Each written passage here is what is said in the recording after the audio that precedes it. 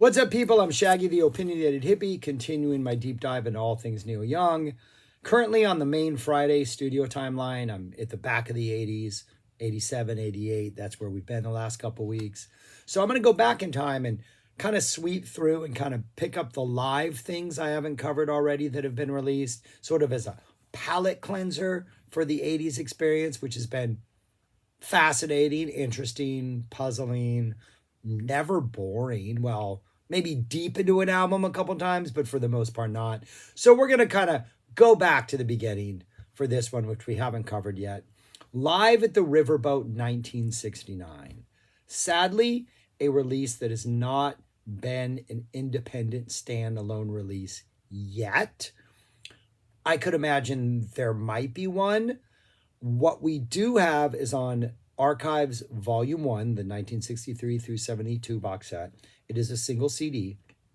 And there were 3 shows, maybe more, because at one point he says something about the 10 p.m. shows only going to be 10 minutes long. So maybe there might have been an early and late show at these, so there might have been more than just 3. But from February 7th through February 9th, 1969. And what we get is not any of those shows. It kind of doesn't even represent a set list from any of those shows. It kind of bounces around. These set lists weren't like solidified. They weren't the same thing every night. He kind of mixed things up. There were 3 sets usually from what I've seen on set list. And so we get a good representation of what was played, but it's not all that was played. There are things that are left off, like Cowgirl in the Sand, Down by the River, stuff like that.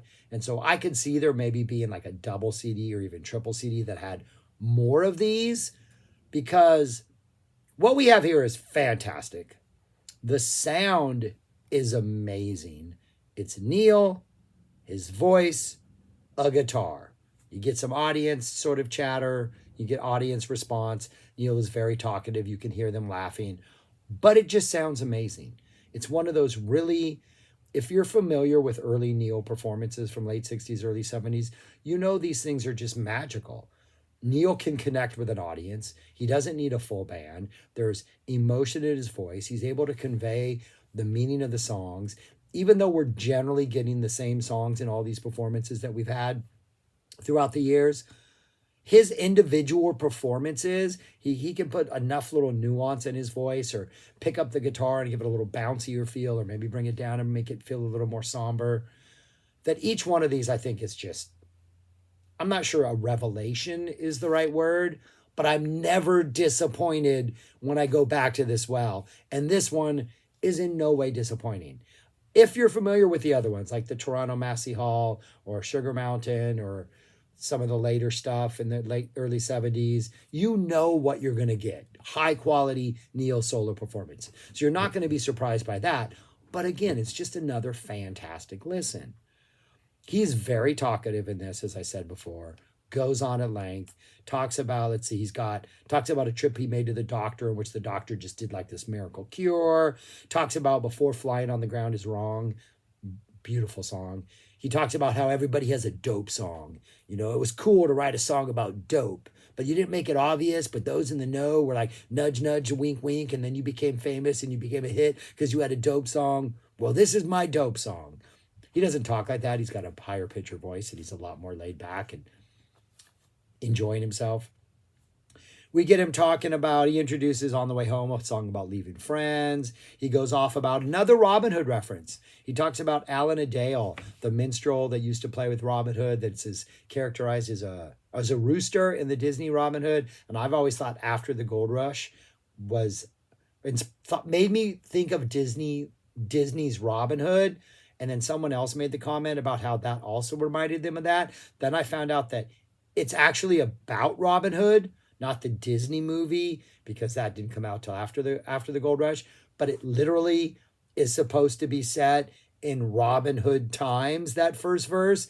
And here we have an Alan Adale rap where he goes on about, you guys know who Alan Adale is? So he obviously was obsessed with Robin Hood right about this time. But I don't think Disney released it till like 73, if I'm not mistaken. Maybe I'm wrong on that, but I think so. He goes off on the word. What is the word? He goes off on a request. He goes, I got a request for this. Request, that's a weird word. So is the word disease. He just has all these really, really crazy sort of, he's just going off while he's doing his guitar. He's talkative. It's fun. Really, really good energy. And then he performs these songs and it's just magical. First song is Sugar Mountain. He introduces that as saying some of the lyrics he's embarrassed by, but he wrote them one long time ago when he was 20. He's like 24 here. Sugar Mountain sounds great. I think almost everything here has a little bit more of a bounce to it, acoustic, the guitar wise. He might be delivering a little more emotional sadness lyrically, but there's a good energy to the guitar playing, and the guitar sounds fantastic. There's no harmonica. It's just him and a guitar. Amazing, amazing. I really like this Sugar Magnolia. Just has a really good energy to it. Get the Old Laughing Lady is the next song that's played. The disc itself, a lot of these archives discs are frustrating because they index the songs, but they don't index the actual tracks that are between the songs that have speaking. There's not 11 tracks on here. There's something like, I think it's closer to 20 because the speaking tracks are indexed separately. So that's interesting, but this is what it looks like live at the Riverboat from the archives. I actually have a whole fold out little article that was published in there. You can't read all of it because they're overlaid on each other. But anyways, yeah. So we get the Old Laughing Lady. Really gets aggressive in the middle. That middle part gets really, really aggressive before he, not really aggressive, but nice and just strumming those chords hard before he kind of brings it down kind of low to finish it off in a little more of a whispery, mesmerizing finish. As the song goes on, it starts off pretty gentle and pretty, but I think it just like this mystery sort of just seeps in because of the lyrics, because of Neil's delivery. Just seems as the Old Laughing Lady goes on, it just becomes a little bit more mysterious and enigmatic. Not good with that G, enigmatic. Yeah, great performance of the Old Laughing Lady. Then we get Flying on the Ground is Wrong. That's his dope song. Really cool. Has a very bright, dare I say, Linda Ronstadt vibe to it. I think it's one of the most beautiful melodies he's ever written. Flying on the ground is wrong. I don't know. I can't do it. It's just amazing. So many little melodic turns. And you think, oh, that's great. And then the next line's like a twist on that melody. You're like, oh, that's even better. Then he finishes it up. You're like, oh, that's even better. And it kind of aches. It's Flying on the Ground is Wrong. Just such a beautiful song. There are 11 songs. I think 5 of them are Buffalo Springfield songs, which is something I really like about this. It's really nice to hear the Buffalo Springfield tracks where it's just Neil and a guitar. And I think that's one thing that makes a lot of Neil's sort of experimentations work, is at the core of a lot of like his, like the debut album, when there's just way too much production layered on, or when we get to the 80s and we have these big drums and this production layered on. At the core of so many of these songs is just a perfect pop song or a perfect soft rock song or a perfect folk song. So when you strip away all those layers, you just have genius at the core. And that's one of the things I really, really like about this. We have Flying on the Ground is Wrong. Beautiful in the studio version, but just Neil and his voice, maybe more beautiful. On the Way Home, I think these acoustic versions are better than that, the opening track on the third album. I Am a Child, not a song I care for either way, so whatever. Broken Arrow, I think it works as well with just him and his guitar. You don't need all that production. And then Expecting to Fly, also magical, beautiful. Neil can do it by himself. It's just the power of a good song. You can take it to a studio and do things to it that maybe sound dated decades later, but they still work because at the core is brilliant songwriting. There's no gimmicks. It's just brilliance. So we get Flying on the Ground is Wrong. Then we get a really nice On the Way Home that just has a nice tight bounce. Absolutely beautiful performance. I've Loved Her So Long off the debut album, which I think is maybe the slightest song of the night. It's kind of the one that's here. It's gone. Just over 2 minutes. Not a bad song, but I think it's the most underwhelming thing maybe in this set. I Am a Child, just your standard I Am a Child. Not a big I Am a Child fan personally. I had a friend in college and they had a baby, friends almost immediately upon graduating, or maybe I think they had a child in college, yeah.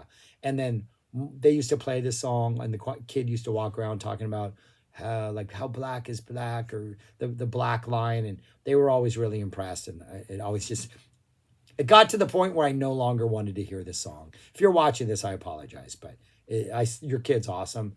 Made me not like the song. We get a track called the 1956 Bubblegum Disaster, which is two really, really short, almost haikus of a song. One of them references the year 1956. One of them is about a guy who smothers his dog in gum.